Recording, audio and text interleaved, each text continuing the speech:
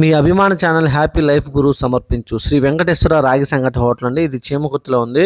మీరు కట్టెల పొయ్యి మీద 50 ఏళ్ల క్రితం నాటి రెసిపీతో తయారు చేసిన రాగి సంగటి తినాలంటే మీరు ఖచ్చితంగా ఈ హోటల్కి రావాల్సిందే. చీమకుర్తి పోస్ట్ ఆఫీస్ పక్క వీధిలో ఉందండి.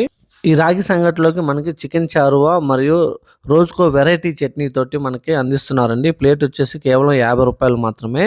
ఇక్కడ మనకి జొన్న సంగటి కూడా దొరుకుతుందండి. ఇవన్నీ కూడా ఎంతో అద్భుతంగా ఉన్నాయి.